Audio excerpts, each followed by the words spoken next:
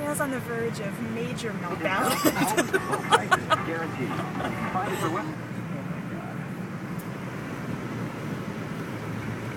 I was going 19 miles an hour earlier, and I was not confident that I was going slow enough. I don't think you're going slow enough now. You shouldn't be going over 20.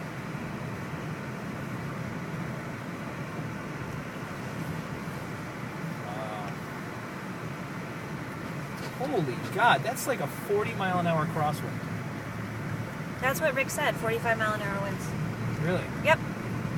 The only way you can know where you're going is if you drive on the rumble strip. And there's Julie up ahead of us. No one in front of her. Forging her own way. I can't believe She it. is incredible. What an amazing woman. I can't believe it. She can do anything, man. We will have a drink for you later, Jules. You earned it. Driving around snowbanks here.